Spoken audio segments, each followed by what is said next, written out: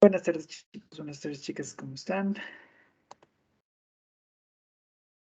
Permítanme, voy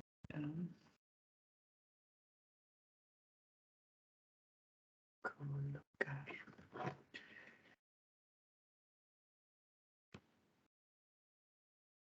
chat.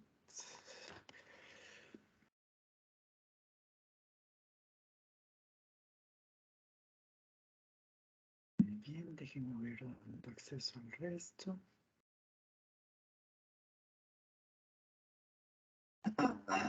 Vayan revisando, por favor, que sus cámaras me estén funcionando. Y ya iniciamos en unos minutitos, ¿ok?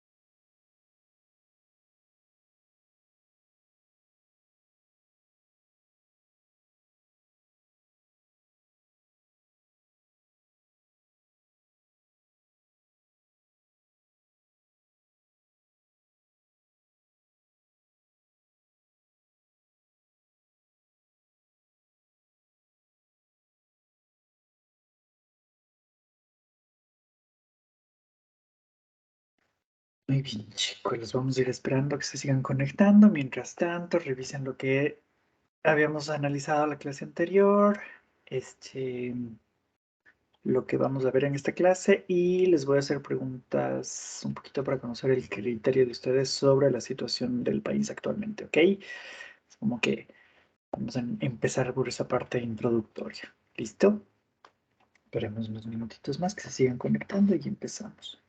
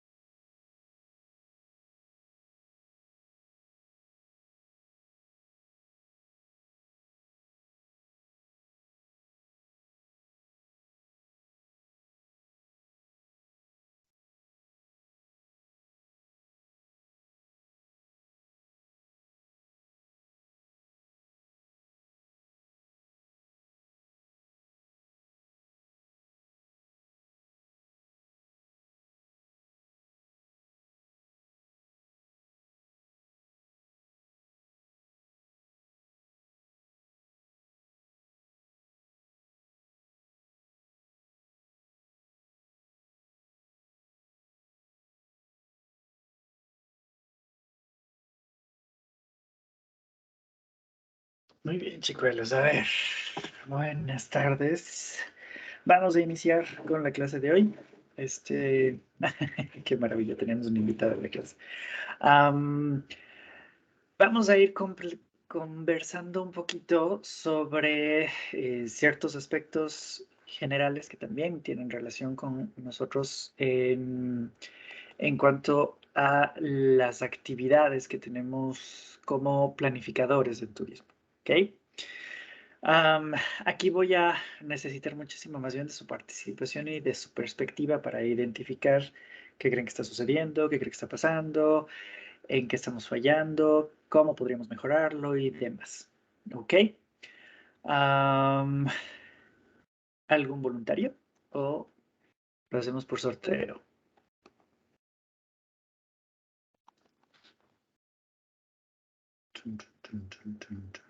No hay voluntarios. Perfecto. Violeta, por favor, ¿me podrías dar un número del 1 al 23?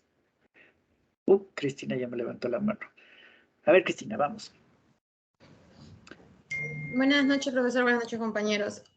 Yo creo que un punto de los que estamos fallando como planificadores sería que no tenemos fijo o claro los objetivos y los pasos que necesitamos para realizar cierto objetivo que tenemos, cierta actividad. Tenemos que realizar una actividad, pero estamos ejecutándola mal o estamos administrando mal.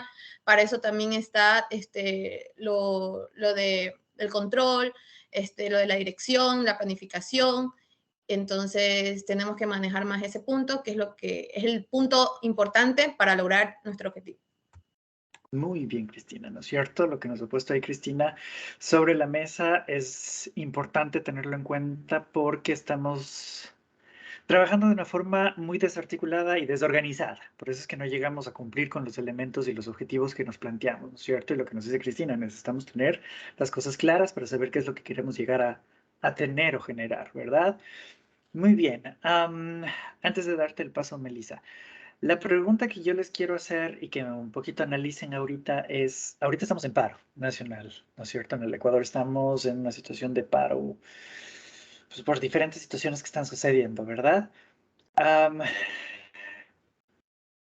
¿En qué creen ustedes que afecta esta situación al proceso de planificación turística? No al turismo como tal, al proceso de planificación turística. ¿En qué creen ustedes que está afectando esta situación actualmente? ¿O no está afectando? Por último, pues me dirán, no, no, profe, yo considero que no, no hay afectación.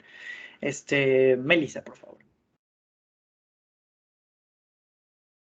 Buenas tardes. Haciendo connotación con lo que dijo mi compañera, pues muchas veces es cierto, por no tener ejecutado bien nuestros objetivos es que no sabemos por dónde empezar. Por eso es que primero se requiere programar, luego se requiere establecer y por último ejecutar. Era lo que quería connotar. Muy bien. ¿No es cierto? Seguir un proceso. Si no hay un proceso lógico, pues lastimosamente nos vamos a perder en la idea. Y como suelen decir por ahí, las buenas intenciones se quedan en ellas, son buenas intenciones si no se ejecutan bien, ¿verdad? Y si no se pueden realizar o no se pueden generar. Muy bien. A ver, volvemos a la parte de la pregunta, ¿no? ¿En qué creen ustedes que está afectando esta situación actualmente a la parte del turismo? Génesis, por favor. Buenas tardes, profesor. Buenas Antes de tardes. responder la pregunta, le quería comentar, era sobre lo primero que hablábamos, de esto de los objetivos. También creo que influye de que a veces se toman planificaciones de otros territorios pensando de que pueden servir a los nuestros cuando los recursos son diferentes y la planificación no va a servir debido a eso. Ya, referente a la pregunta, considero que sí afecta porque no tenemos en sí como que una buena planificación turística. Y dependiendo de lo mencionado en la clase anterior, que por ejemplo decíamos que tenemos que ver hacia el lado negativo para tener, digamos, planes de contención y esas cosas, considero de que muchas veces en el país no se tiene mucho esos planes. Se piensa tanto en el futuro y lo bueno que se quiere conseguir, pero no se tiene un plan de contingencia para casos de emergencias como estos. Además, depende también del nivel de la manifestación que se da. Por ejemplo, hubo una manifestación anterior que se violentaron ciertos atractivos turísticos y bueno, pues se vieron dañados y eso también influye o daña un poco de la planificación porque se involucran recursos dañados. Muy bien, Génesis. Pues varias cosas interesantes que nos dice Génesis, ¿no es cierto? Como por ejemplo, el hecho de que nosotros estamos generando un proceso inapropiado. ¿Por qué? Porque estamos mirando mucho al futuro y centrándonos demasiado en el futuro, pero sin tener en cuenta cómo mejorar los problemas del presente. ¿Sí? Y eso está en contra de los principios de la planificación. La planificación trabaja con lo que tiene ahora hacia el futuro, ¿cierto? Entonces, no es que ya nada, si pasa algo ahora, qué pena. Yo ya hice la planificación. No, acuérdense, el proceso de planificación debe tener una característica. Y es que debe ajustarse a los diferentes elementos o modelos que se vayan presentando, circunstancias que se vayan presentando dentro del periodo de desarrollo de la planificación. ¿Ok?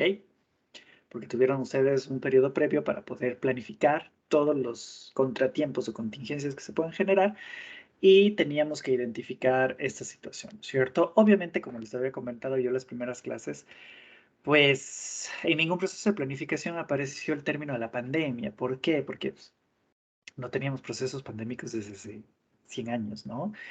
Y como no había ocurrido en riesgos, eso se llama prevalencia o nivel de ocurrencia, como no había ocurrido muy frecuentemente, pues lo dejamos de lado. Es lo que para nosotros, si queremos hacer una analogía, se llama memoria selectiva, ¿cierto? Lo que no utilizamos siempre, pues lo vamos dejando de ladito. Está ahí, pero como no lo vamos utilizando, se va quedando ahí, ¿no es cierto? Uh, de acuerdo a la Constitución de la República del Ecuador, ustedes tienen el derecho a manifestarse, ¿no es cierto? Entonces está muy bien que lo hagan. Y es más, eso demuestra que están preocupados por que las cosas mejoren, porque las cosas vayan funcionando de forma adecuada, etcétera, etcétera. Pero ¿qué pasa? Que existen tipos de manifestaciones, ¿cierto? Existen tipos de protestas, por así llamarlos. Y por ahí nos decía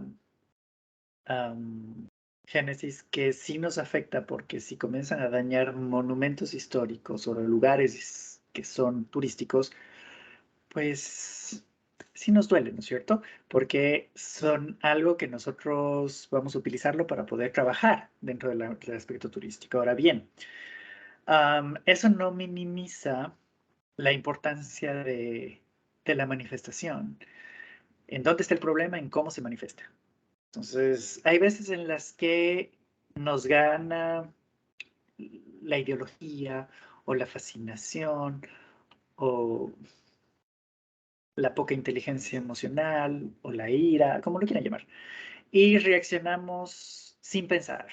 Entonces, lanzamos, ¿verdad? Lanzamos cualquier cosa, rayamos, pintamos o lo que sea, y eso puede traer problemas al bien público. Acuérdense que los bienes con los que nosotros vamos a trabajar normalmente pertenecen al Estado, son bienes públicos, las cascadas son bienes públicos, las iglesias son bienes públicos, porque por ahí me dirán, no, profe, porque la iglesia pertenece al arzobispado, lo que sea. No necesariamente, cuando ya forman parte de bienes patrimoniales, son parte también del Estado. Entonces, los bienes públicos con los que se están trabajando y que lastimosamente se degradan, sí afectan para poder tener una buena imagen. Acuérdense lo que habíamos conversado anteriormente. Nosotros somos 55% visuales, entonces no va a ser lo mismo llegar a ver, me invento, el Malecón 2000 como está ahora al Malecón 2000 todo grafiteado o destrozado. No es igual. El impacto no es el mismo, ¿cierto? Muy bien, Natalia me dice, tranquila Natalia, no se preocupe. Leslie me dice, según lo que escuché, esto fue un llamado para la manifestación pacífica. Según lo que yo he visto en redes, no ha habido desmanes en lo que se pudo leer, que eso es bueno, ¿no? Porque hay, como les decía, hay formas de manifestar. No por manifestarme a la brava, como se dice por ahí, me van a hacer caso siempre. No necesariamente. Necesitamos, la mejor forma es el diálogo y la comunicación. Y una vez que se tenga eso claro, pues ustedes tienen, como les decía, el derecho a manifestarse sin ningún problema, siempre y cuando sea dentro de los límites de lo pacífico, ¿verdad? Correcto, Elizabeth. Ahí hay una diferencia entre manifestación y vandalismo, que es fuerte también, ¿cierto? Y a veces, como les decía, nos gana el momento sobre lo que queremos nosotros en realidad indicar. Melissa, ¿me vas a decir algo? Sí, profesor. Como estuve leyendo en la mañana, yo podría decir que estas manifestaciones afectan de cierta manera al turismo por el cierre de algunas vías de acceso. Como por ejemplo, había leído que estaba cerrada la vía a Quito-Ambato y también una vía a La Tacunga, que es la que conduce al Parque Nacional Cotopaxi. Entonces, debido a ese cierre de vías temporales, que se puede decir, pues de esta manera afecta porque hay turistas que asisten a esos sitios incluso por días de la semana. Entonces podría haberse afectado de esa manera. Yo lo veo así. Muy bien. Visitantes, ¿no es cierto? Dejémosle como visitantes porque no sabemos si serán turistas o excursionistas. Visitantes que van a llegar al sitio, pero muy bien, Melissa. Alison.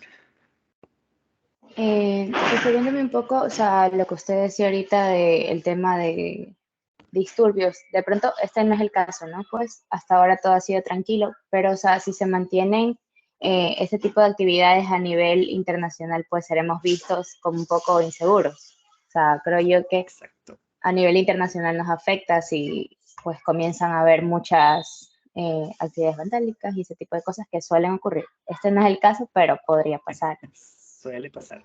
A eso quería ir, ¿no es cierto? Muchas gracias, Alison. Aparte de lo que bien nos dijo Melissa, de la conectividad o interconexión para poder llegar a un lugar, acuérdense que los programas turísticos normalmente se venden con mucho tiempo de anticipación. Entonces, ahí quienes tienen que reaccionar son los intermediadores de mercado, es decir, las agencias de viajes o los operadores turísticos y ver qué hacen, porque el pasajero ya te compró el Parque Nacional Cotopaxi. Y si no llega, ¿cuál es mi compensación? ¿Me tienes que devolver el dinero o darme otra actividad? Entonces es mucho problema en cuanto a logística y operatividad, ¿no es cierto? Pero hay una cuestión que no nos damos cuenta y es la imagen del país. El Ecuador tiene una imagen como país que debe cuidar y que esa imagen país nosotros tenemos que aprender a identificarla, manejarla y mejorarla también en muchos de los casos. Tenemos cosas que nos tildan como ecuatorianos muy bien y tenemos cosas que nos tildan como ecuatorianos muy mal. Y las cosas malas son las que tenemos que ir cambiando porque esa imagen puede ir en retrimenda de lo que nosotros hagamos, es decir, puede ir en nuestra contra, ¿cierto? Acuérdense que lo que nosotros más queremos es que la gente de afuera nos venga a visitar. Y si mostramos que estamos en paros, en manifestaciones, como decía Alison, esta vez no hubo problemas, pero las manifestaciones suelen ser un poquito fuera de tono, ¿no? Salidas de contexto. Eso se muestra en las noticias acá en otros países. Y te ponen, por eso te van poniendo en listado de países a no visitar. Y eso ya es un punto en contra, ¿verdad? Por la inseguridad, por la situación política, la inestabilidad y demás, ¿no es cierto? Leslie Cindy dice, cuando hay alteraciones fuertes es porque muchas veces hay abuso de la fuerza pública. De parte y parte, ¿no es cierto? El sector público y la sociedad civil, lastimosamente, somos un pueblo, y me refiero al pueblo latinoamericano, somos un pueblo muy poco de hablar y más de reaccionar. ¿Qué quiero decir con esto? Primero me quejo y lanzo la piedra y después me siento a hablar.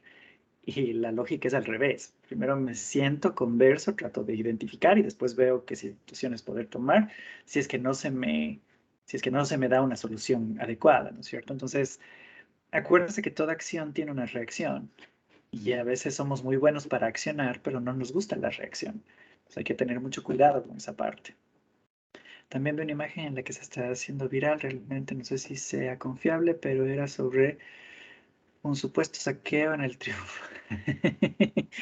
Esos son ejemplos ya de la sociedad, ¿no es cierto, Leslie? Que, ay, son de sufrir. Yo me acuerdo claramente cuando fue el problema de la policía y el ejército en Guayaquil, la gente en vez de salir a protestar salió a vaciar el TIA y a robar todo lo que podía. Y no quiero sonar a que, ay, prueba que es regionalista, porque eso pasó en todo lado, ¿no?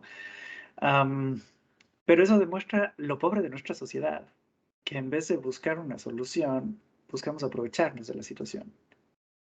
Entonces, mientras unos están protestando por lo que sea, el resto dice a robar.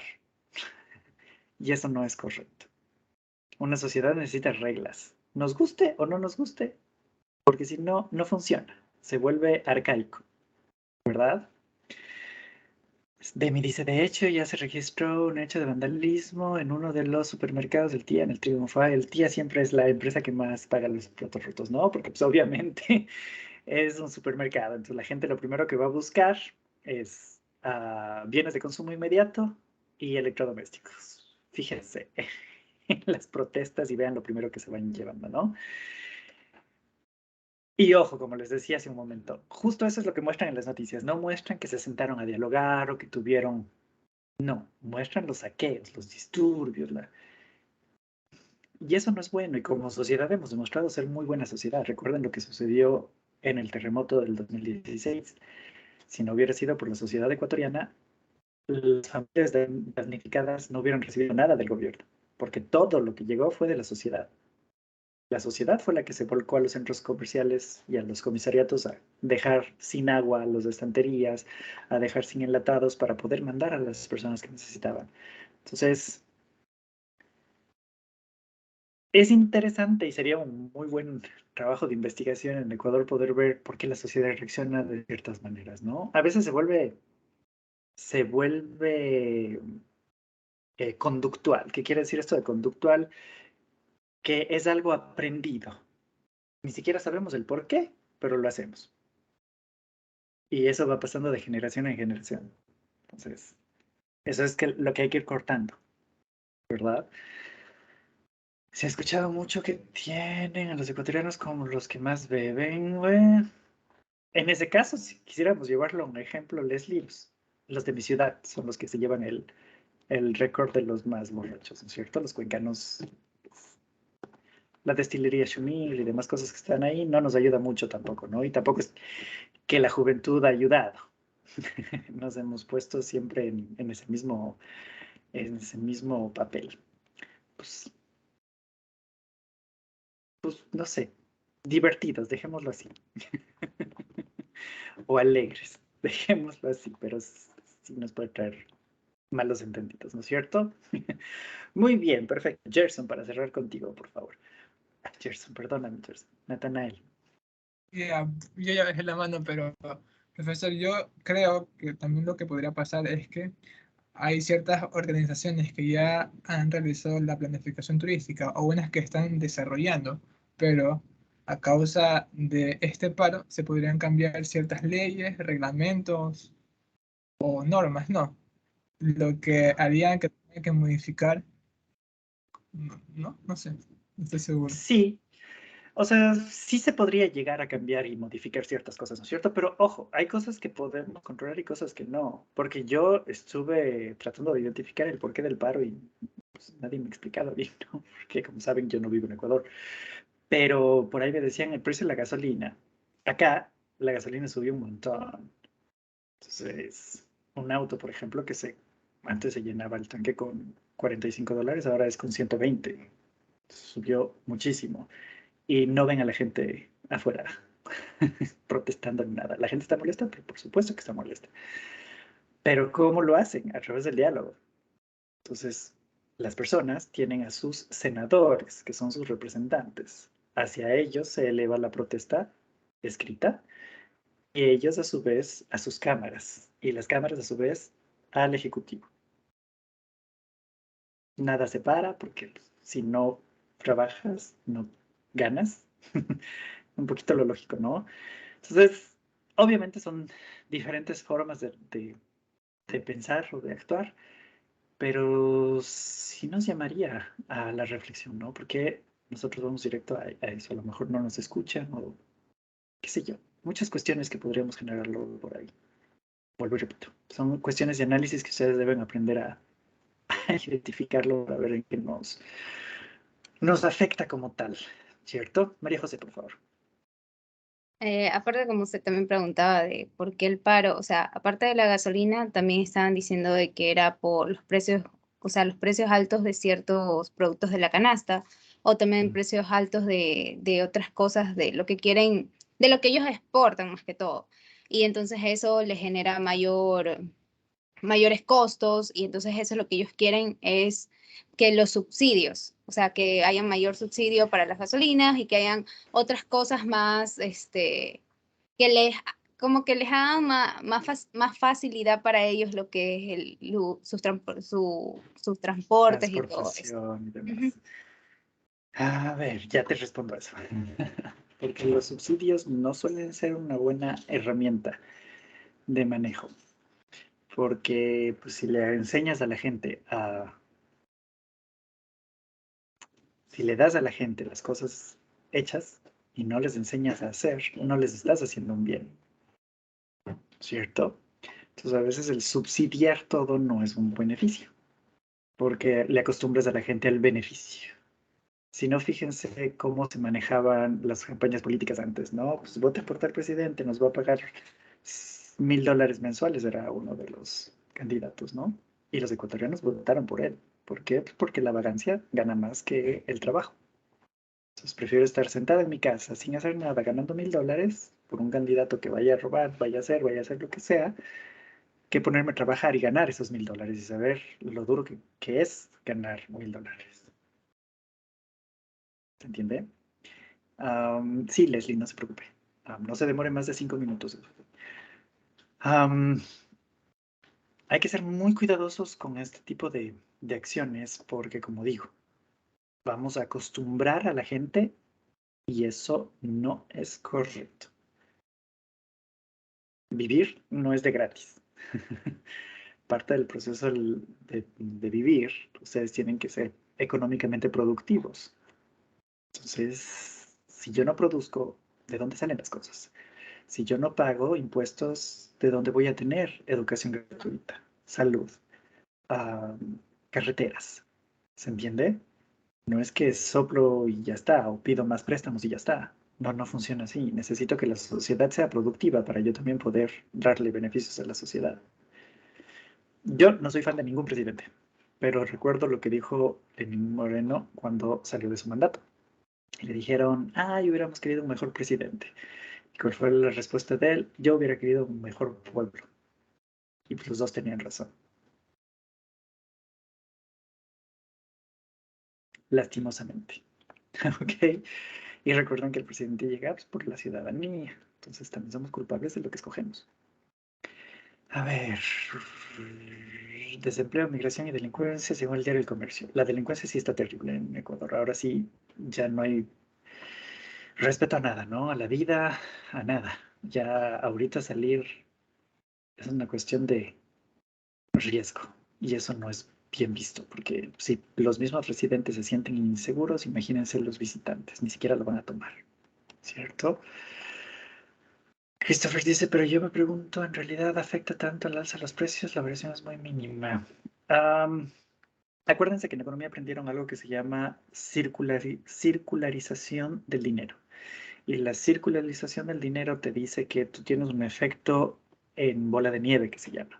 Si algo sube, suben los elementos que suministran esa cadena de servicios. Ahora, en el Ecuador estamos acostumbrados a la especulación de precios, que eso es diferente. Y eso es culpa de nosotros, como ecuatorianos, porque vemos que va a subir la gasolina, dejamos de vender el arroz para venderlo más caro después. Eso es prohibido por la ley. Eso se llama especulación. Entonces, la viveza criolla también es parte de nuestra sociedad y no es algo que tenemos que quitarlo, ¿no? O pelear a la máxima expresión. El dato básico del Ecuador no alcanza cuando se eleva cada rato el precio de la canasta básica. Sí, pero acuérdate, Cindy, que el ingreso no se mide por una persona, se mide por el núcleo familiar. Entonces, se supone que si tú tienes una familia, digamos, la familia básica, de acuerdo al INEC en el Ecuador, es de 4 personas, ¿no es cierto? Padre, madre y 2 hijos. Ese es el promedio. Se supone que la madre y el padre trabajan. ¿Cierto? Entonces por ahí me vas a decir, sí, pero no hay trabajo. También se entiende. Pero ¿qué pasa? Que si yo le doy a la ciudadanía dinero mensual, no va a haber la necesidad de generar trabajo. Se va a perder el emprendimiento. ¿Cierto? Entonces todo es un ciclo. Todo está conectado, chicos. ¿Se dan cuenta? Y a veces el problema está más allá que el precio. Son disputas políticas, porque pues, el presidente no me gusta, o el partido del presidente no me gusta, o qué sé yo, ¿cierto? Cuando subió la gasolina, los pasajes de los buses interprovinciales subieron también, así que pienso que sí afecta de cierta manera. Claro que afecta, como ya les expliqué, ¿no? Los 25 dicen que ya alcanza.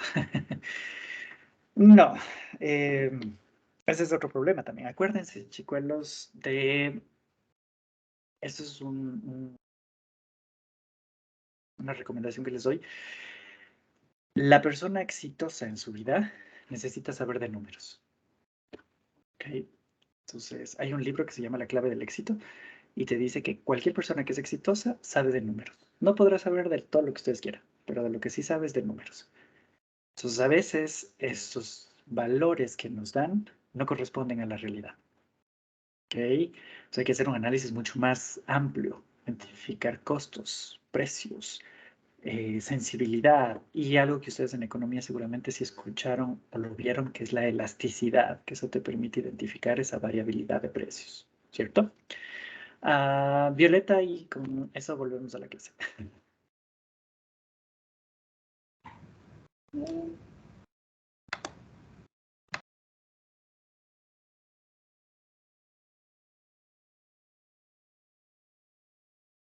Violeta. ¿Por qué le dijiste? Sí, Perdón. sorry, profe, sino Javier. que le ponía el S y no sé, se me demoraba en abrir el micrófono. Bueno, ya. No, tranquila, no te... Una vez, solamente súper rápido de los subsidios, porque yo me acuerdo que en el colegio yo no entendía que era un subsidio. Me acuerdo que una profesora me lo explicó de una forma de que yo le voy a invitar a usted a un café. Si yo lo invito a usted a un café hoy día y se lo sigo invitando por el resto de un año, igual yo estoy invitando, es un regalo que yo le estoy dando, pero si a mí me da la gana de luego decir, no, ya no te puedo invitar más cafés, ya no tengo plata para invitarte café,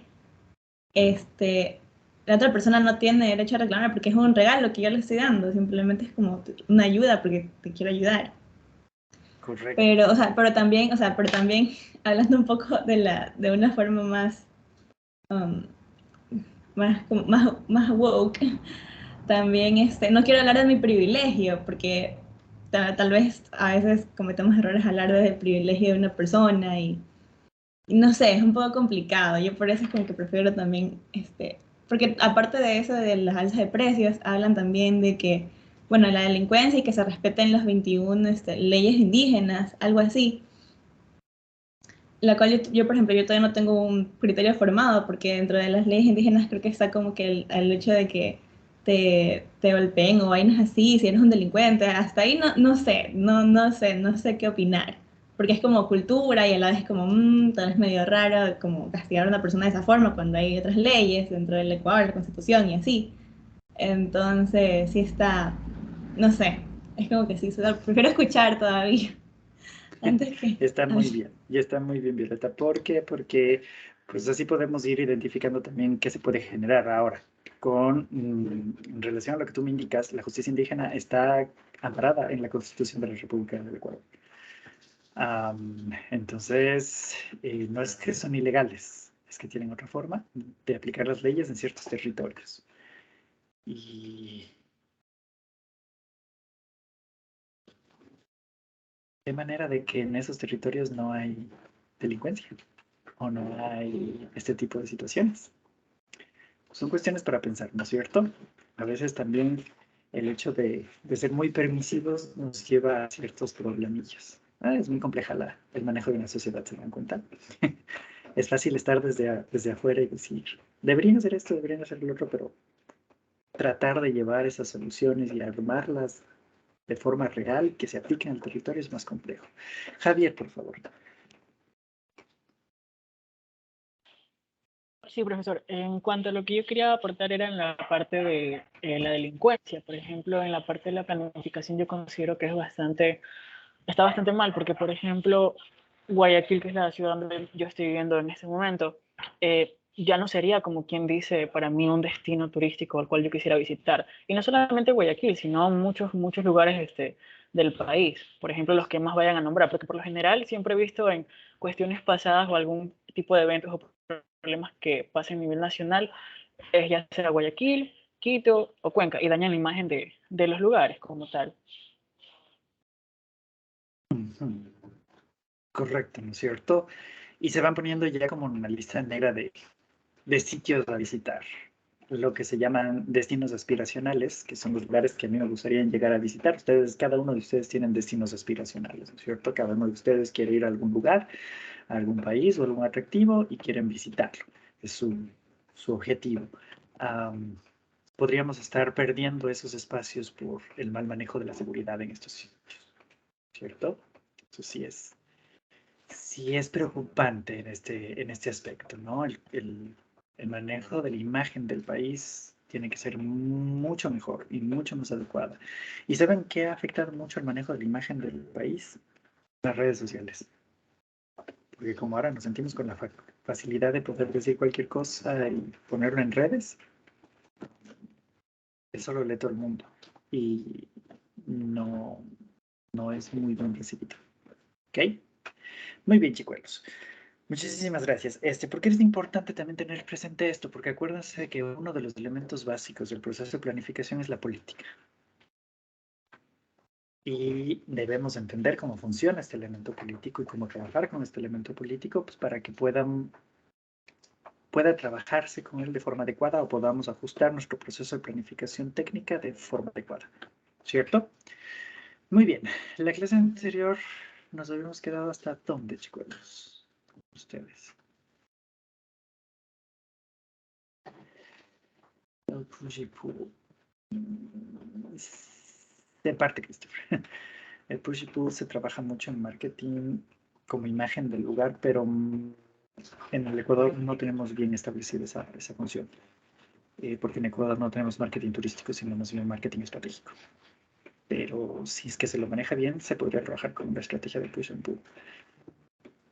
A ver, hasta la planificación del espacio turístico y conversamos sobre la diferencia entre un plan, un programa y un proyecto y la estructura de estos elementos, ¿cierto? Muy bien. Vamos a continuar entonces desde ahí. Voy a compartir la pantalla y nos tocaría ver las escalas de la planificación turística, ¿ok?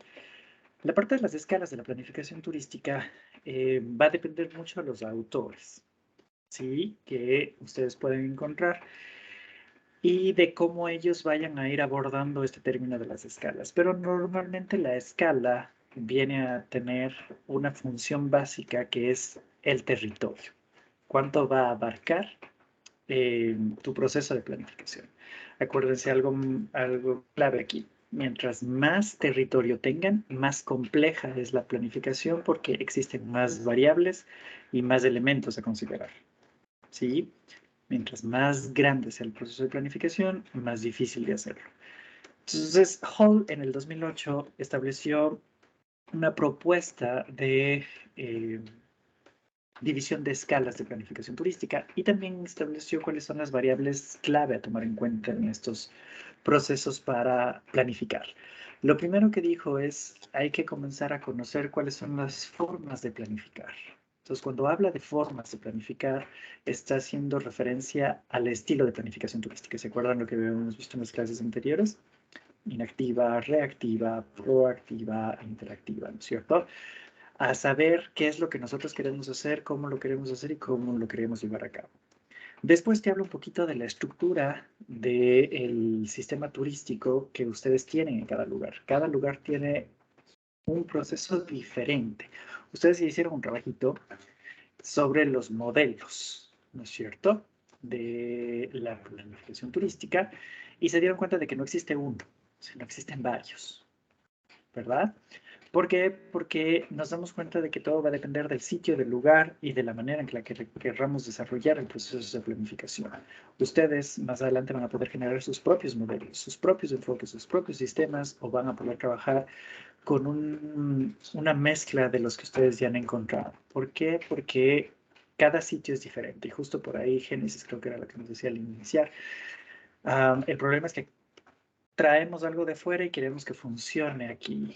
Y nunca va a funcionar porque el contexto es diferente, la situación es diferente, el sitio es diferente, la cultura es diferente, la sociedad es diferente. ¿Ok?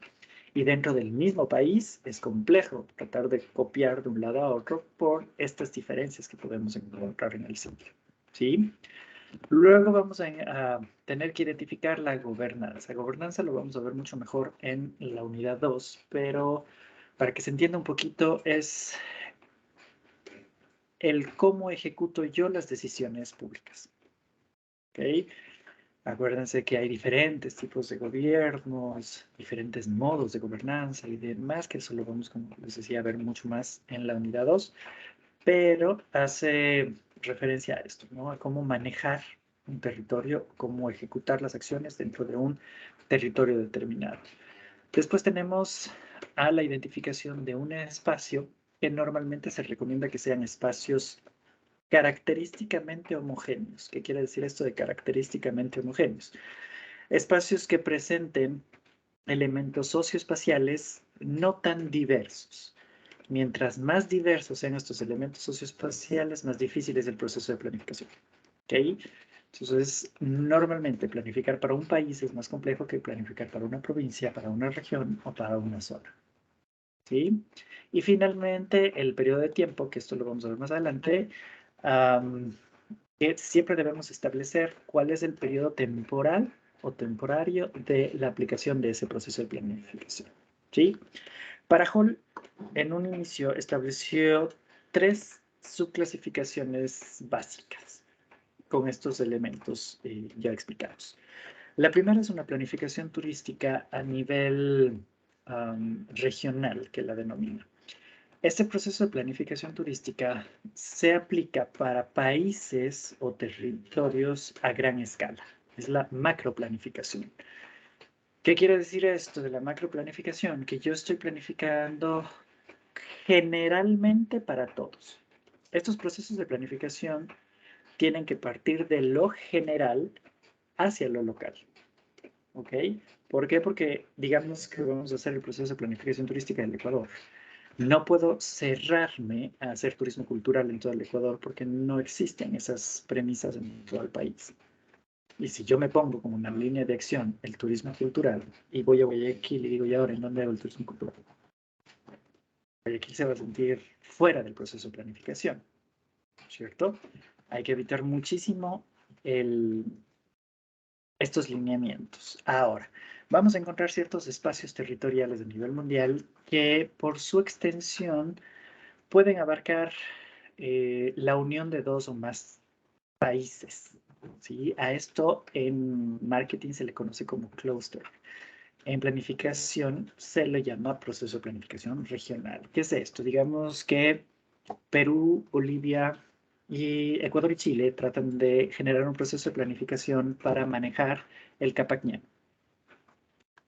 ¿Okay? Todos ellos comparten el atractivo turístico declarado Patrimonio Cultural de la Humanidad y quieren saber cómo protegerlo, establecer los lineamientos de manejo y demás. Para ello se puede establecer una planificación regional. Acuérdense que si difícil es planificar para un país, imagínense lo que es planificar Ecuador, más Perú, más Panamá, más Bolivia y más Chile, para que los 4 países se pongan de acuerdo en el manejo de un atractivo. ¿Ok? Muy complejo. Tenemos una ventaja que es el idioma. Manejamos el mismo idioma y casi que las mismas raíces culturales. Pero llevémoslo esto a Europa. Y si queremos llevar a manejar, por ejemplo, el Camino de Santiago de Compostela, que pasa por 4 países que tienen diferentes dialectos y diferentes culturas, es muy complicado tratar de generar ese proceso de planificación. ¿Se ha dado? Sí, pero Llevó muchos años el poder generar esta planificación participativa. ¿Ok? En el caso del Ecuador, como nosotros estamos divididos por regiones geográficas que también se hicieron su símil a las regiones turísticas, se podría llegar a dar el caso de que mañana o más tarde el ministerio diga, ok, la zona 8 se va a encargar del proceso de planificación de la región Costa Pacífica. La zona 6 se va a encargar del proceso de planificación de la región Andes y así. ¿Ok? ¿Se podría llegar a hacer eso? Sí. ¿Es complejo? Sí, porque si me ponen a hacer un proceso de planificación para toda la costa pacífica del Ecuador, no toda la costa pacífica es turística. Voy a tener lugares que no tienen presencia de atractivos o recursos turísticos. Entonces tengo que comenzar a identificar con cuáles sí trabajar, con cuáles no. Van a tener lugares que tienen ventajas sobre otros, como es el caso de Manta, como es el caso de Salinas, porque ya cuentan con una infraestructura mucho más fuerte, ya cuentan con flujos turísticos mucho más sostenidos y demás, ¿cierto? Ahora, vamos a la segunda parte. Si yo hablo de un proceso de planificación de destino, normalmente es lo que se conoce como el nivel mesoplanificación, es el nivel medio de planificación, en el cual se aplica normalmente a territorios más reducidos que contemplan espacios urbanos y rurales, es decir, contemplan la suma de espacios. ¿Ok? Entonces, vamos a hacer un ejemplo aquí para ir identificando qué tanto conocemos de él. Natalia, por favor, ¿me podrías decir cuántas parroquias urbanas y rurales tiene la provincia del Guayas?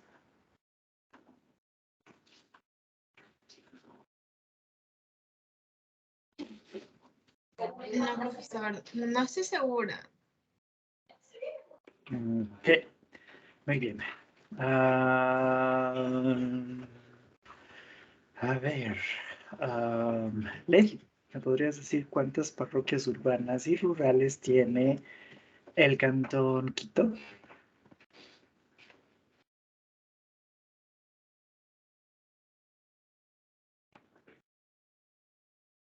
La verdad, profe, le mentiría si le digo que sé.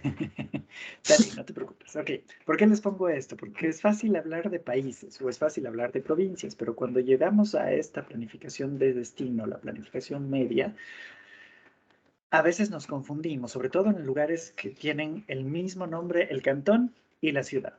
Cantón Guayaquil, Ciudad Guayaquil. Cantón Quito, Ciudad Quito. O el Distrito Metropolitano de Quito, como le quieran llamar. Cantón Cuenca, Ciudad de Cuenca.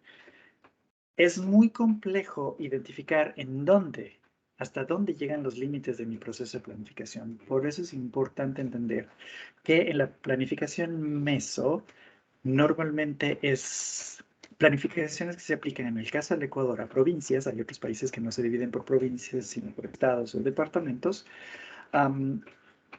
Y que eso va a incluir a todos los territorios rurales y urbanos que cuentan en ese sitio. ¿Ok? Y finalmente tenemos el nivel micro. El nivel micro es el proceso de planificación turística de sitio. Este proceso de planificación normalmente se aplica a atractivos turísticos específicos o a comunidades. ¿Ok? Algo muy chiquito, territorialmente hablando, bien claro su definición. ¿Ok? Entonces, a ver, vamos a ir haciendo ejemplos aquí. Eduardo, por favor, ¿me podrías dar un ejemplo de planificación regional?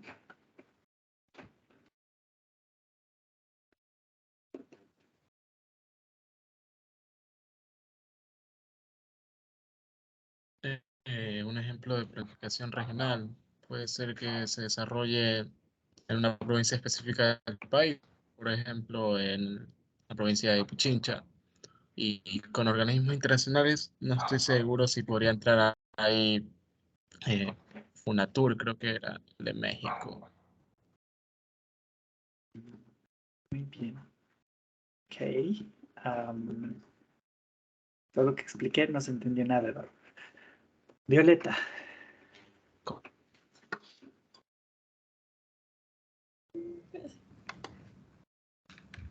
Sí, profe, yo tengo una pregunta. A ver, Por ejemplo, hablando del caso específico de Santa Elena, porque ya está viendo como que la planificación, el PDT de Santa Elena.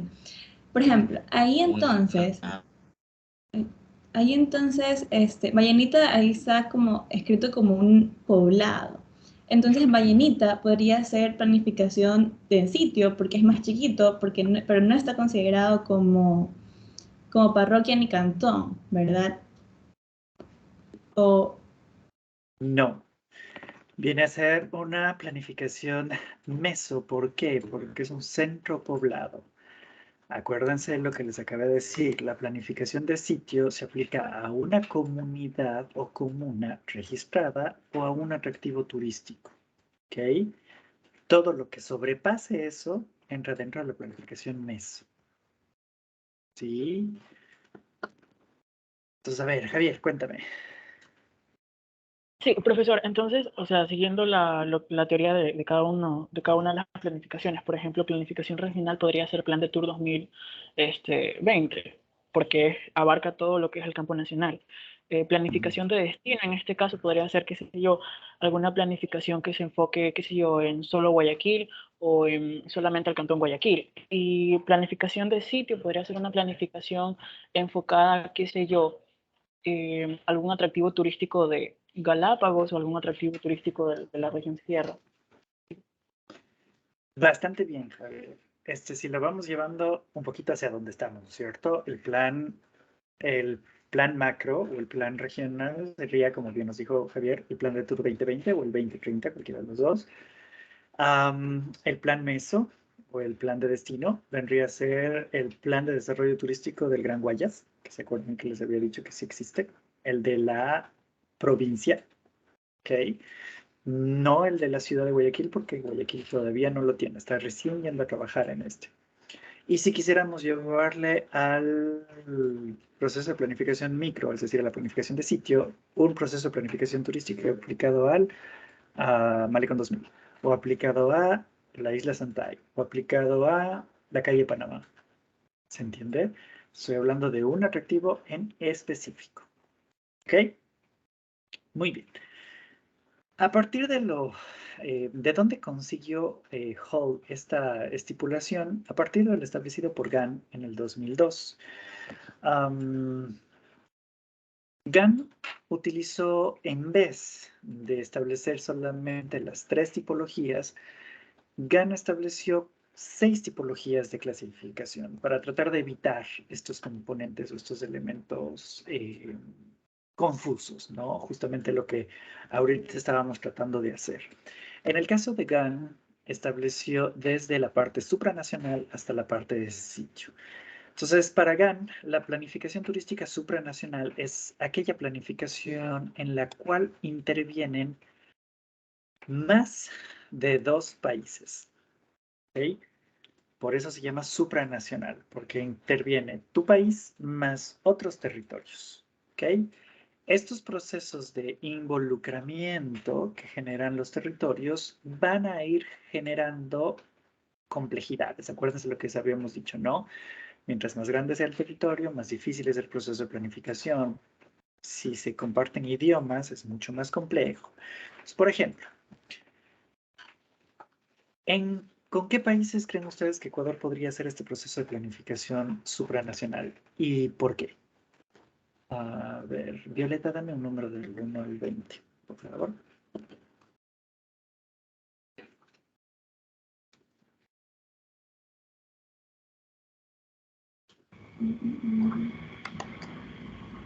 profe, antes de darle el número, podría ser la comunidad andina, porque, por ejemplo, yo me acuerdo que hace tiempo hice como que investigué sobre Machu Picchu y decía que, por ejemplo, había como que descuentos para las personas que venían de la comunidad andina. Entonces, tal vez como una planificación que esté como que haciendo descuentos o vainas así para que los países, o sea, para que las personas de esos países vayan a ciertos atractivos. No, los descuentos no forman parte del proceso de planificación. Eso es marketing y estrategia de precios, ¿no es cierto? Pero a ver, vamos a trabajar con lo mismo, ¿no? ¿Quiénes serían los países de la comunidad andina, Violeta? Espérate. Nosotros, somos nosotros, Perú, creo que Colombia también es, y eso no está en la línea. Y Bolivia. Bolivia, ¿no es cierto? Ok. La comunidad andina de naciones. ¿Cómo podríamos trabajar o en qué podríamos trabajar nosotros para poder hacer un proceso de planificación turística juntos? Pues se vuelve más complejo. ¿Por qué? Porque primero no compartimos la misma moneda y eso ya limita los procesos de comercialización. Después, para poder colaborar con el libre desplazamiento, estos países generaron el proceso de que ustedes puedan movilizarse entre ellos solo presentando su cédula de identidad, ¿cierto? No es necesario el pasaporte. Ahora, ¿qué pasó? Que otros países de otras organizaciones a las cuales el Ecuador también pertenece, como la Mercosur, trataron de hacer lo mismo, que es el caso de Venezuela.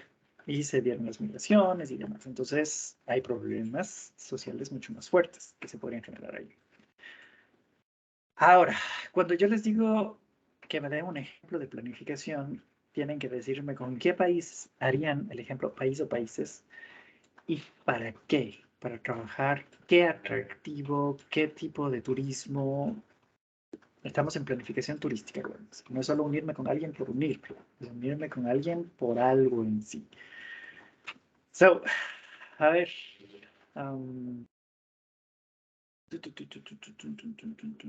Cristina, por favor. Hay otro ejemplo también que es acerca del Mercosur, que es Venezuela, Uruguay, Argentina y Chile. Y ellos invitaron a Ecuador, a Colombia y no sé a otro país no sé si fue a Perú, que nos invitaron a hacer parte del proceso de integración turística también, lo que también nos beneficia de poder ir con cédula, pero no tenemos todos los beneficios, porque ellos tienen, por ejemplo, para visitar lugares turísticos o atractivos dentro de esos países, ellos tienen un descuento, pero en cambio nosotros no tenemos ningún descuento y tenemos que pagar el precio real. Entonces, yo decía también como unificar todos estos países por ser de América del Sur, integrar descuentos exclusivos para nosotros mismos, y de esa manera ya no tenemos cierto límite de turistas, sino que ya somos todos, con todos juntos, y así aumentamos demanda e ingresos. Y todos ganan. Ok, entraríamos en la misma ejemplificación, ¿no es cierto? ¿Cuál es el beneficio que, bueno, les comento que todos los países del Mercosur y del Pacto Andino tienen la misma disponibilidad de la movilidad por la cédula? Ahora, ¿que sería un beneficio la estrategia de precios? Sí. Pero acuérdense que siguen ustedes orientándose netamente a la parte de atractividad, no a la parte de planificación todavía. O sea, están yendo directo al ¿qué les voy a dar? Pero en la planificación eso sale al final. Primero tengo que identificar qué pasa, qué sucede, qué tengo, con qué trabajar, ¿cierto? A ver, les voy a dar un ejemplo de cómo se podría trabajar esta parte y de cómo lo podríamos ir manejando, ¿no? En el Ecuador, lastimosamente, nosotros somos muy quisquillosos para trabajar entre nosotros mismos. Imagínense para trabajar con el resto. Pero en el caso de Perú, por ejemplo, Perú y Bolivia trabajan en un proceso de planificación turística supranacional con un atractivo que se llama el lago Titicaca. Ellos dos tienen que trabajar de forma mancomunada porque este atractivo turístico está en los dos territorios. Y los dos tienen que comenzar a sentarse a ver cómo tienen que manejarlo, cómo van a controlar la capacidad de carga, cuáles van a ser los requerimientos de visitación, los lineamientos de visita y demás. Otro ejemplo está entre Chile y Argentina. Existe algo que se llama la Ruta de los Lagos. Asumo que todo esto que les estoy diciendo ustedes ya vieron en geografía turística. En la Ruta de los Lagos Ustedes empiezan en Puerto Montt y terminan en Bariloche, ¿cierto? Es decir, empiezan en Chile y terminan en Argentina. Entonces, ¿qué pasa? Que esta ruta de los lagos, ustedes van recorriendo normalmente por vía terrestre y les toma aproximadamente 15 días el recorrido. Sí, van pasando por territorios de Chile hasta llegar a territorios de Argentina. Estos dos países se han juntado para poder trabajar de una forma mancomunada la forma de ingresar de estos visitantes, la seguridad de los visitantes en el sitio y el cómo estos visitantes van a poder hacer actividades ahí. Es decir, te van regulando qué actividades puedes hacer tú en ciertos lagos. En ciertos lagos vas a poder hacer actividades acuáticas no motorizadas. En ciertos lagos vas a poder hacer catamaranes, etcétera. Te van dando qué o cuáles son los elementos que tú puedes generar en este sitio. Dentro de esto, que ustedes tengan el elemento que puedan generar una estrategia de precios es diferente, pero la estrategia de precios viene como que al final. Lo primero que tratan de identificar es cómo evitar los impactos negativos en estas zonas que se están visitando dentro de los dos países, cómo mejorar los procesos de migración entre estos dos países y demás. Una zona que también se trabaja en forma mancomunada es las cataratas de Iguazú, entre Argentina, Paraguay y Brasil, ¿cierto? ¿Por qué? Pues porque este lugar se encuentra dentro de las fronteras de estos tres países. Exacto, como dice Cristina, entre las tres fronteras, ¿no es cierto? Entonces, sí se pueden manejar correcto las cataratas del Niágara entre Estados Unidos y Canadá. Sí se dan este tipo de situaciones, ¿no es cierto? El Ecuador tiene para poder trabajar con ello, por supuesto. Acuérdense que nosotros tenemos el río Amazonas, el inicio del río Amazonas. Sí, podríamos trabajar tranquilamente con Perú o Brasil. Es más, un tiempo trabajó Ecuador con Brasil para el recorrido hacia Manaos, saliendo desde el Coca y llegando a Manaos, Brasil. No duró mucho porque pues, no se llegó a un buen entendimiento y acuérdense que mientras menos cuestiones comunes tengamos, más difícil se vuelve el proceso de planificación. Entonces teníamos la barrera del idioma, la barrera de la moneda y el manejo de la situación política de cada país. Entonces, son cuestiones que lastimosamente no hemos visto en nuestro país, pero que sí se dan. Cristina dice, como la ruta 40 de la Patagonia, correcto, ajá. El Capañán podría ser un ejemplo que se podría ir manejando, el río Nilo podría ser un ejemplo que se podría ir manejando entre varios lugares, la cordillera de los Andes, los volcanes y demás, ¿no es cierto? Tenemos con qué trabajar. Lastimosamente, no nos podemos lanzar todavía a este proceso de planificación, en nuestro caso, porque para llegar a eso, primero tenemos que demostrar que la planificación nacional está bien hecha para poder planificar con el resto, ¿cierto? Y como habíamos conversado aquí en clase, la planificación nacional todavía tiene sus bemoles técnicos. Entonces, por eso es que se va limitando mucho esta situación, ¿ok? ¿Se entendió lo de la supranacional? Lastimosamente hay más ejemplos afuera que en nuestro caso, pero se puede. Luego tenemos la planificación nacional, que la planificación nacional para GAN corresponde a los límites geopolíticos de un país. ¿Okay? Entonces, si nosotros queremos planificar para Ecuador, tenemos que planificar para toda la región continental e insular del Ecuador. No podemos planificar solo para Ecuador continental y Galápagos por allá. No, tenemos que planificar para todo el territorio. Entonces, obviamente aquí tenemos una ventaja, porque nuestro territorio es pequeño. Imagínense lo que es hacer un proceso de planificación en Brasil, o en Estados Unidos, o en Canadá, o en Rusia, o en China, ¿no es cierto? Es mucho más complejo. Territorios nacionales más grandes, con regiones más grandes, se vuelve mucho más compleja la situación. En el Ecuador esta es una ventaja por el espacio territorial de nuestro país, la superficie de nuestro país, ¿cierto? Luego tenemos la regional, que como les había explicado, en el caso del Ecuador, nosotros estamos divididos por regiones geográficas y a esas regiones geográficas las dividíamos, o tomó el Ministerio de Turismo la idea para llamarlas regiones turísticas y darles un nombre en específico, ¿cierto? Un especial. Estas 4 regiones geográficas nacionales podrían tener un proceso de planificación, pero siempre tiene que estar alineado a la planificación nacional. Entonces aquí GAN nos va dando una especie de jerarquía. ¿Cuál es el proceso de planificación más importante? El nacional. ¿Ok? Del nacional van a partir todos, incluyendo el supranacional. ¿Ok? Si bien es cierto, ustedes ven aquí que el supranacional está antes por la magnitud territorial, la más importante y con la cual vamos a iniciar es la planificación nacional. Esa va a dar el paso o el límite a todos los procesos de planificación que nosotros vayamos a desarrollar más adelante. ¿Sí? Después encontramos la municipal. La municipal, cuidado, se me confunden porque en nuestro país suele ser esto, municipio corresponde normalmente a ciudades. Este término de municipalidad sale de provincia, en nuestro caso. Hay otros, acuérdense, países como Estados Unidos, México, Colombia, que no tienen provincias, sino tienen estados, tienen departamentos. Entonces, la parte municipal corresponde a la subdivisión territorial de la región. ¿Ok? Seguimos con la línea jerárquica. Nacional a la regional, de la regional a la municipal. ¿Ok? De la municipal se salta a la parroquial. La parroquial viene a estar más identificada a una subvención de un lugar en específico, conocido como parroquias. Acuérdense que existen parroquias urbanas y parroquias rurales.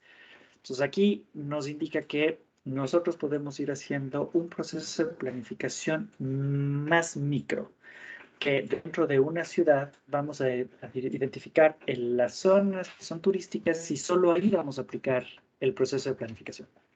¿Okay? Ya le vamos a ir poniendo un ejemplo más chiquito. Y por último, las de sitio, que son aplicadas a comunidades o atractivos. Entonces, si vamos a querer hacer un ejemplo de esto, vamos a decir que tenemos el Plan Nacional 2030. Y de este plan nacional vamos a decir que todas las provincias de la costa pacífica van a hacer el plan regional de turismo. Y de aquí vamos a pasar a la zona municipal, indicando que vamos a contar con el plan turístico para Guayaquil. ¿Ok? De ahí nos vamos a la parroquial, en la cual decimos solamente vamos a planificar turísticamente la parroquia Tarqui, de la ciudad de Guayaquil. No quiero planificar el resto. Y luego nos vamos a ir a una parte más chiquita todavía, que es, quiero planificar turísticamente, me invento,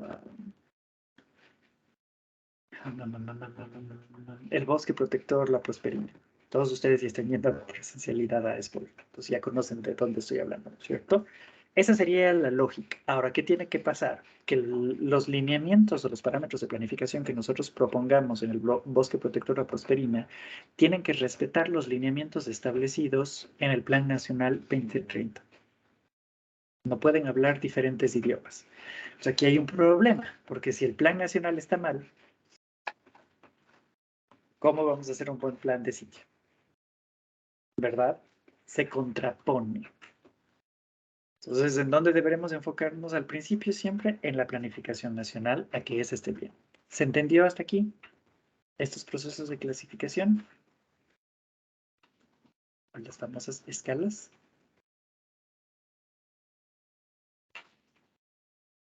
Que es la base, ¿no es cierto, Melissa?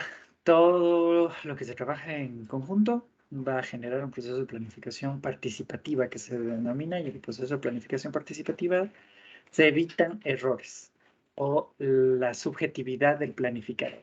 Acuérdense que si yo voy a planificar y no me reúno con nadie de ustedes, es lo que yo dije y se acabó. En cambio, si yo voy a planificar con todos ustedes, voy a tener varios puntos de vista y que me van a ayudar a nutrir la planificación. ¿Sí? Muy bien. Ahora vamos a ver un poquito los niveles de la planificación turística, que a esto se les llaman los tiempos de planificación en la administración. ¿Algunos de ustedes se acuerdan cómo se llamaban los tiempos de planificación estratégica? ¿Y de cuánto tiempo eran, para la redundancia? Fundamentos de administración.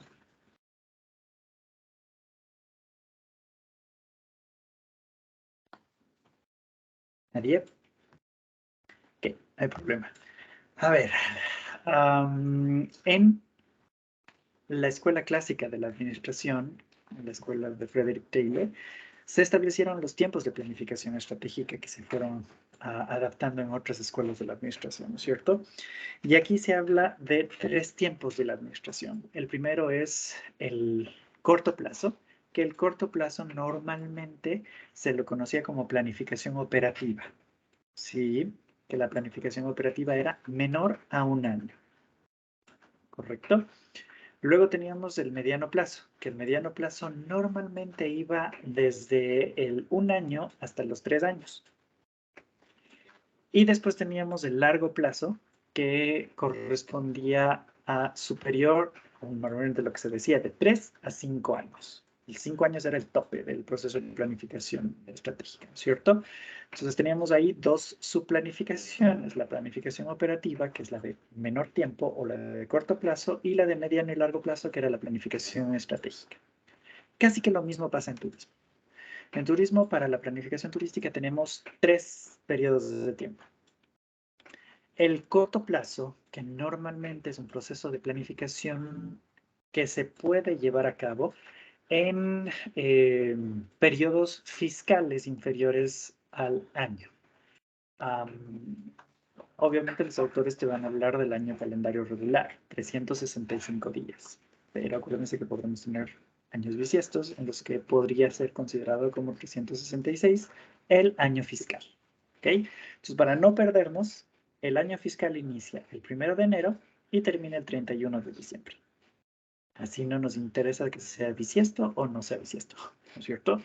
Iniciando el 1 de enero y terminando el 31 de diciembre, sabemos que estamos hablando de un periodo de planificación turística a corto plazo. Esto también ustedes van a encontrar en el sector público, que se le llama POA. No sé si alguna vez han escuchado este término. POA. La planificación operativa anual. La planificación operativa anual te permite a ti ir midiendo anualmente cuánto del proceso de planificación estratégica estás cumpliendo dentro del año que te corresponde. Entonces, digamos que nosotros hemos hecho un proceso de planificación para 5 años. Y el 31 de diciembre del 2022 se vencería nuestro primer año, ¿cierto? Cuando evaluamos el POA se evalúa el 1 de enero del 2023. Para ver qué tanto cumplimos, qué tanto hicimos y demás. ¿Desde cuándo deberíamos comenzar a trabajar en el POA del 2023? Normalmente se empieza a trabajar desde agosto-septiembre del 2022, para el año que viene. Y recuerden, es planificación. Vamos para adelante. ¿Ok? Luego tenemos el mediano plazo, que el mediano plazo en planificación va hasta los 5 años. ¿Ok? Nosotros vamos a tener periodos de planificación que van desde los 366 o 67, si es año bisiesto, hasta los 1825 días, que son 5 años. ¿Ok? Estos procesos de planificación son ya parte de los procesos de planificación estratégica del turismo, porque son periodos mucho más largos, mucho más grandes y que requieren un nivel de análisis mucho más fuerte. Y el último es el proceso de planificación a largo plazo. El proceso de planificación a largo plazo es cualquier periodo superior a los 5 años. Aquí van a encontrar autores que te dicen que puedes hacer procesos de planificación de hasta 30 años o 20 años. En la actualidad no es recomendable tener tanto tiempo. Lo más recomendable para poder trabajar son 10 años. Ese es el límite actual de recomendación para poder trabajar.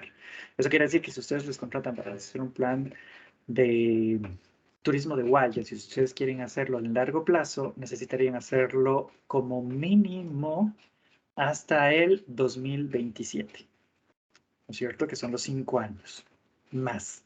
Ahora, acuérdense que el periodo que les estamos pidiendo para el largo plazo te dice, les recomendamos mínimo 10. Entonces tendríamos que ser para el 2032. ¿Ok? Aquí sí tenemos que ser claros en algo. El proceso de planificación turística debe tener el periodo de inicio y el periodo de finalización en su nombre. Porque si yo le pongo, como ahorita vieron, plan de Tour 2020 o plan de Tour 2030, yo no sé desde cuándo está tomando el periodo de planificación. ¿Se entiende? Estás dejando de lado y a la subjetividad del lector el entender cuál fue tu proceso de planificación. Entonces, normalmente se recomienda que ustedes pongan un invento. Plan de desarrollo turístico o plan de fortalecimiento turístico, como ustedes lo quieran llamar, ya lo vimos la diferencia en la clase anterior, de la provincia del Guayas, 2022-2032. Tiene que estar claramente identificada la fecha de inicio y la fecha de finalización. Esa es la recomendación que se coloca. Ahora, otra de las formas de identificar cuándo voy a aplicar un tipo de planificación específica es el para qué quiero hacer esa planificación. Las planificaciones de corto plazo normalmente se aplican para establecer elementos coyunturales de mejora de los flujos turísticos. ¿Qué quiero decir con esto? Yo voy a trabajar con procesos de planificación turística a corto plazo para mejorar los ingresos recibidos por turismo en un determinado lugar. Entonces, normalmente, estos procesos tan pequeños son las planificaciones de marketing. Cómo atraer a más demanda, cómo mejorar la demanda y demás. Y aquí aparecen dos elementos que ustedes suelen confundir a veces. ¿Quién me da la diferencia entre estacionalidad y temporalidad?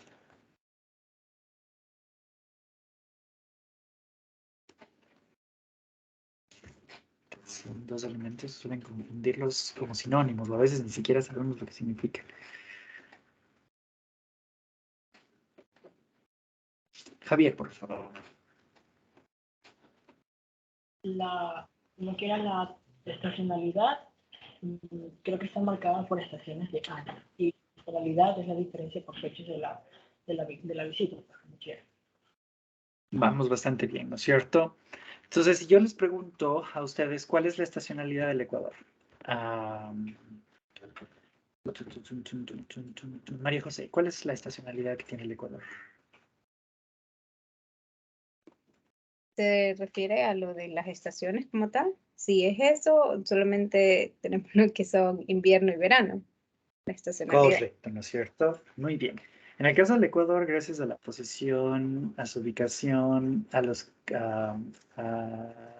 mareas, a los fenómenos naturales y demás, la climatología establece que tenemos dos estaciones, invierno y verano. No hay más. ¿Es una ventaja o es una desventaja para el Ecuador? Podría ser una ventaja. ¿Quién me habló? Acuérdense de levantar la manita, si no, no les identifico. A ver, Javier. Sí, perdón, no había alzado la mano. Yo digo que podría ser una ventaja por motivo que la mayoría de las zonas más frías, donde más predomina lo que es el clima nevado. En este caso, nosotros la mayor parte del tiempo tenemos un lado cálido. Pero asimismo, como somos un país, como en un momento se lo supo llamar de 4 mundos, tiene 4 tipos de climas que se puede adaptar a cualquier tipo de gusto, digo yo. Me quedo con parte de lo que me dices, Javier. ¿Por qué comparte? Porque los sitios de mayor visitación en el Ecuador están ubicados en los Andes, no quitándole a la zona de Galápagos, ¿no? Porque el clima de Galápagos inclusive es diferente que el del continente, mucho más caliente en las zonas en los meses de verano. E invierno, pues, el calor sobrepasa lo que estamos acostumbrados en Ecuador continental. A ver, déjenme ver qué nos ponen. Ventaja me ponen Natanael, se hace menos complicado planificar. En parte sí, Violeta, con más estaciones se planifica más. No, ¿qué te dan las estaciones o el tener más estaciones? Te da la facilidad de poder trabajar con diferentes tipologías de turismo. Sí, entonces el Ecuador se ve un poquito limitado en poder ofrecer deportes de invierno. En el poder comenzar a estacionalizar las visitaciones a las playas. No hay. Pero en cambio tenemos la ventaja de que como tenemos un clima regularmente accesible para poder hacer cualquier tipo de actividades durante todo el año, nosotros no nos vemos afectados en que en invierno no tenemos gente o en verano no tenemos gente. ¿Se entiende? Tenemos la ventaja de que podemos trabajar durante todo el año en el país. En el caso de, exacto, Cristina, ¿no es cierto? O esquiar en nieve. En el caso de esto, justamente tomando en cuenta el ejemplo que dice Cristina, por ejemplo, mientras más al norte están, las estaciones se vuelven más, o mientras más al sur están, ¿no? Las estaciones se vuelven más dispares, ¿no? Es que dura 4 meses como si fuera calendario. Por ejemplo, donde yo vivo, el invierno empieza desde septiembre, ustedes pueden empezar a ver nevar hasta mayo. Entonces no son 4 meses, ¿cierto? Son muchos meses. Y ahora que estamos en primavera, pues el día dura hasta las 12 de la noche. Y a medida que más vaya avanzando la primavera hacia el verano, casi no hay noche. Todo el tiempo es día. Entonces, ¿qué genera? Que se puedan hacer ciertas actividades en ciertos momentos. Ustedes van a ver mucho que los canadienses viajan o salen más en verano y primavera porque pues, el clima les permite salir a hacer cualquier cosa que en invierno. En invierno, si bien es cierto, hay ciertas actividades, pero están muy bien enmarcadas. Para tal fecha, tal fecha, tal fecha, tal fecha. Nos limita mucho el poder movilizarnos, ¿cierto? Aquí ustedes van a salir, ahorita estamos, por ejemplo, a 22 grados. Me dirán, ay, profe, qué calor. Es 22 grados, que no son los 22 grados de Guayaquil, porque aquí no hay humedad. Entonces son 22 grados como Quito, por así decirlo. Cuando aquí ya empieza a estar en 6, 7, 8 grados, ya ven a la gente en short.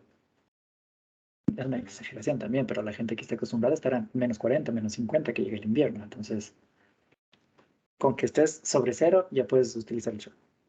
Eso es lo que a la gente les toca acostumbrarse en estos momentos, ¿cierto? En el caso del Ecuador tenemos la ventaja de que no hay esas limitaciones o esos extremos, ¿no es cierto? Entonces, que eran bueno, para eso se dieron la facultad de diversificar todo lo que ustedes puedan hacer, ¿no es cierto? De ustedes depende el qué me ofrecen, que sea algo novedoso o diferente para yo poder manejarlo, ¿no es cierto? En invierno hacemos angelitos en los charcos de lodo en vez de angelitos de nieve. Bueno, eso es no muy normal. La nieve se empieza a derretir y se vuelven lodos. Lo más asqueroso de la vida, ¿no? Y aquí ya cuando empieza la primavera es puro lodo hasta que se vaya toda la nieve.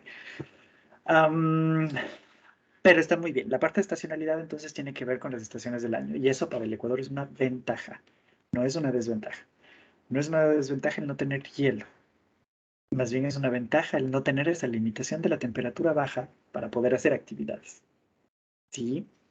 Y la gente huye del frío o huye del calor para buscar climas templados. El Ecuador es considerado uno de los países con clima de primavera todo el año. Obviamente me va a tirar profe primavera en Guayaquil en diciembre. Son extremos. Tampoco les voy a llevar a las personas de frío a que estén en las épocas más calientes del año en Guayaquil. Se van a morir asfixiados.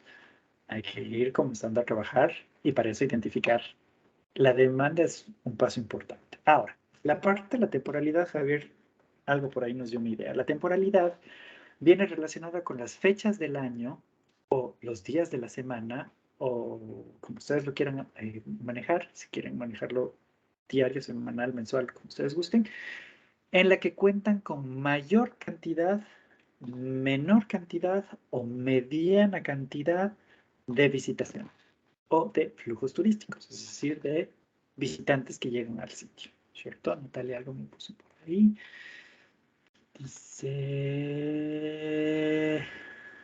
podría, sí, generar eventos, por ejemplo, Natalia, te ayuda a reducir el impacto de la temporalidad, porque voy atrayendo, síganme, Martín, voy atrayendo a gente cuando sé que no me van a venir a visitar. Entonces, aquí viene un problema, porque la temporalidad se define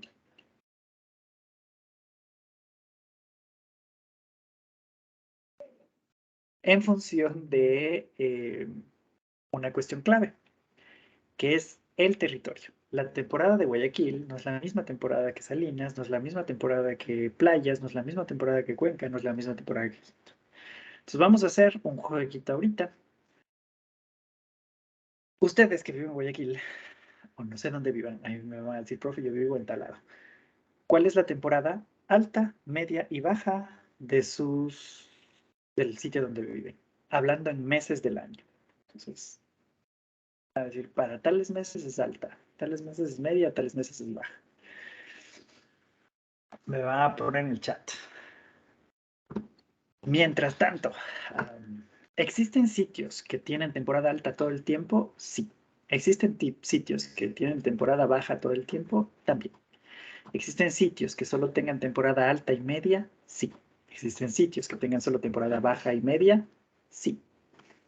¿Existen sitios que tengan temporada alta, media y baja? Sí.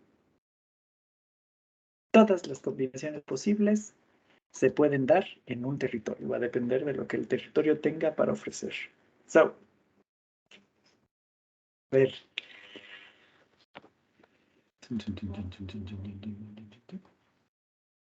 Nadie me escribe todavía. A ver, vamos a ir preguntando entonces hasta eso. Asumo que todos viven en Guayaquil. ¿Quién no vive en Guayaquil? Put your hands up. Ok, todos viven en Guayaquil. Perfecto. Entonces, vamos a ir viendo. Ashley, ¿usted no vive en Guayaquil? O sea, yo vivo en Durán, sí. Bueno, Guayaquil, Durán y San Borondón tienen una cuestión que se llama conurbación. Eso lo vamos a ver más adelante. ¿Qué es la conurbación? La conurbación se da cuando un extranjero o un visitante no identifica cuando estoy en un lugar y en otro. Porque las ciudades están tan juntitas, ¿sí? Que se suele confundir algunos elementos de una ciudad a otra. ¿Ok? Entonces, Guayaquil, San Borondón y Durán tienen esa particularidad en el Ecuador, ¿no? Es una conurbación grande en la cual si a mí me preguntaban las primeras veces que iba a Guayaquil de pequeño, yo no sabía cuándo empezaba Guayaquil. Para mí, Guayaquil empezaba desde Durán, cuando ya veía yo que estaba con gente en Durán y todo el caos del tráfico, Guayaquil. Y no es cierto, porque son inclusive cantones diferentes y GATs diferentes y demás. Pero este es el efecto de lo que se denomina conurbación. Ya vamos a ver eso más adelante, pero Durán tiene temporadas diferentes que Guayaquil. Entonces, por ejemplo, lo que aplica a Guayaquil no es igual para Durán. Muy bien, por ahí Bucay me dicen también es completamente diferente a la de Guayaquil, ¿cierto? Julio y octubre, ¿qué? Violeta. Alta, media o baja. No se olviden. Alta me pone Génesis, julio y octubre. Súmale diciembre. Y ahí sí estamos de acuerdo. ¿Por qué? Porque julio y octubre son fiestas de Guayaquil. Normalmente en las fiestas siempre es temporada alta. Y diciembre, ¿por qué se le pone temporada alta? Por visita de familiares, amigos y compras. Acuérdense que Guayaquil es un sitio de compras.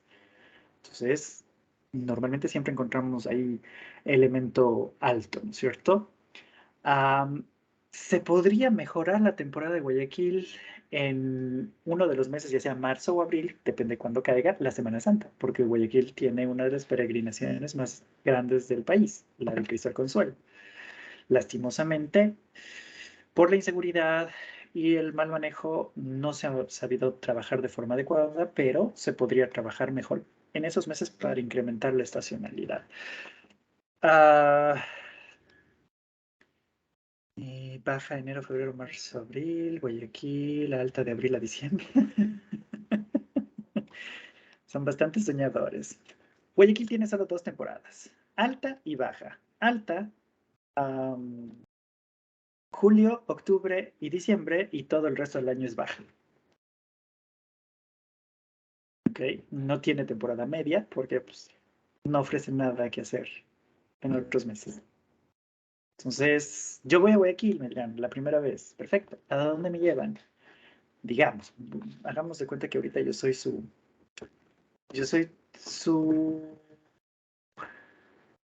Claro, Playas ya tiene su propio municipio. Guayaquil, el centrito de Guayaquil. A ver, digamos que yo soy su turista. Y quiero visitar Guayaquil. No quiero irme ni al Malecón, ni al Cerro Santa Ana, ni a la Isla Santay, ni a la calle Panamá, ni a la calle Noma Pompilio Yona, porque pues, ya me las conozco. ¿A dónde me llevan? Y que me hagan quedarme en Guayaquil por lo menos 2 noches.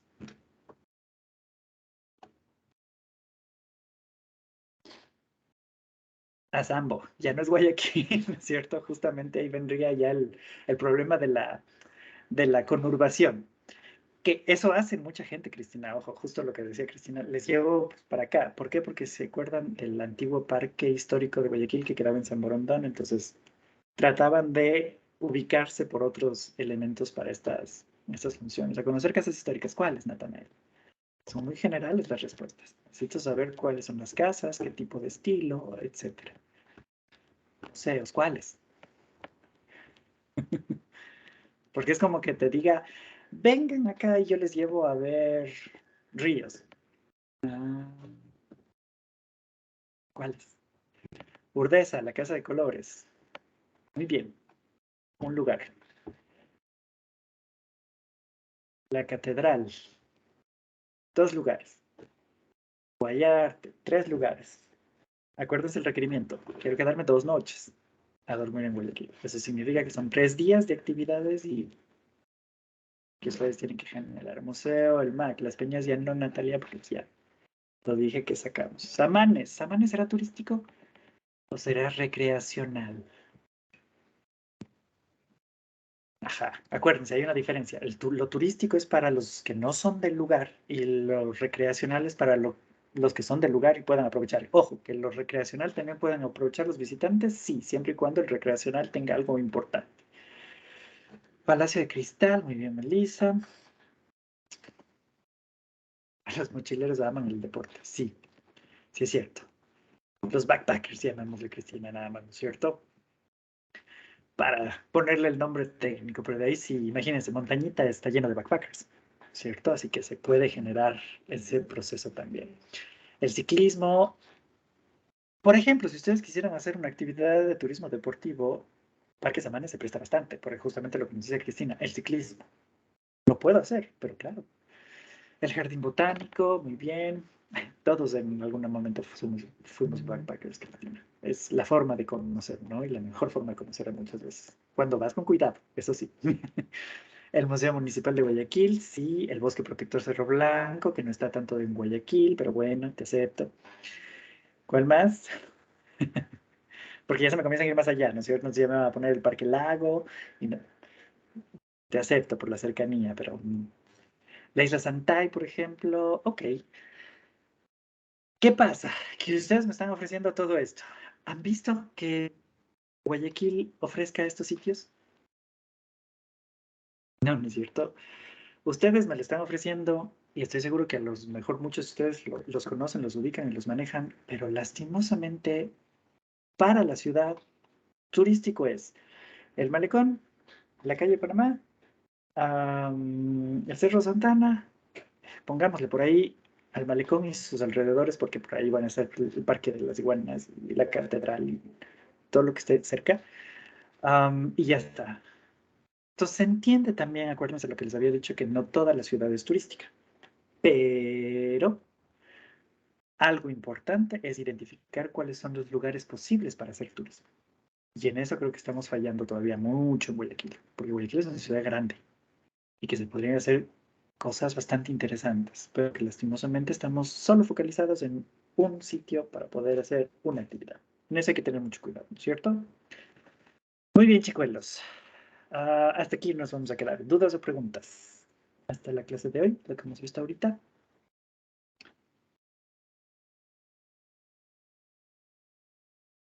Nada grave, ¿no es cierto? Nada del otro mundo. A ver, Melissa, cuéntame. Profesor, lo que había dicho usted de los plazos en el proceso de planificación, el primer plazo que usted había dicho fue el que se conocía anteriormente y el otro que dijo es el actual, puede decirse. Allí me quedé un poco confundida, la verdad.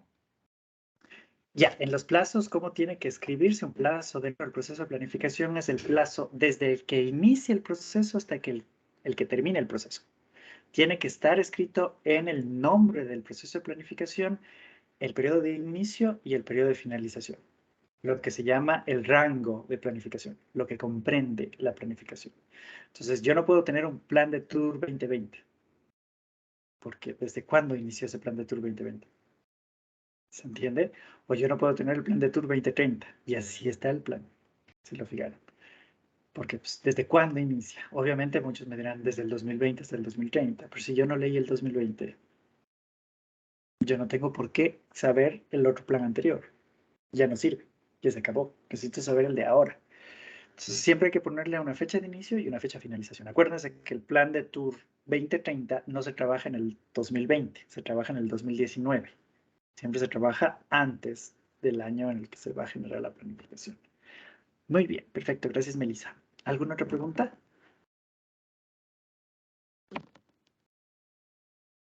¿No? Muy Profe, bien. la Para la siguiente. perdón. ¿Quién me habló? ¿Quién me habló? Leslie, cuéntame. Lo de los modelos ya quedaría para la próxima clase. Sí, para la próxima clase. Para la próxima clase vamos a tener algo interesante porque ustedes para la siguiente clase van a tener que venir leyendo sobre los estilos de planificación turística, ¿ok? Los productos de planificación turística, los componentes de planificación turística y los espacios sujetos a planificación, ¿ok? En la siguiente clase, una vez que terminemos eso, la siguiente clase hay un trabajo en clase. Entonces, por favor, no me llegarán tarde, verán que todo esté funcionando bien y demás, cumplirán con las políticas del curso, porque en la siguiente clase hay un taller en la clase. Y para ese taller yo les voy a compartir a ustedes el link en la clase y van a tener la nota pues, los que estén en la clase. Y muy probablemente, dependiendo cómo vayamos avanzando la siguiente clase, podría ser que ustedes sustenten la siguiente clase el trabajo o ya nos queda para la siguiente semana. ¿Ok? Si a mí me preguntan ahorita, un 80% seguro, les digo que la sustentación de los modelos queda para la siguiente semana. ¿Sí? Para la clase del miércoles, por favor, vengan leyendo estilos, productos y espacios de planificación para ir un poquito más rápido. Vamos a hacer el trabajito en clase y muy seguramente empezaríamos el siguiente lunes con la sustentación de los modelos. ¿Listo? Muy bien, chiquillos y chiquillas. Hasta aquí nos quedamos. Entonces, nos vemos el día miércoles. Que pasen muy bien. Chao, chao. Bye, bye, profesor. Gracias, Chao. profesor. Gracias. Pasen muy bien. Melissa, ya te doy la palabra. Melissa, cuéntame. No, profesor, más bien era un aspecto un poquito personal que le quería preguntar. Lo que pasa es Entonces, que, espérame. ajá, Espérame para cortar la grabación, entonces estoy. ok. A ver.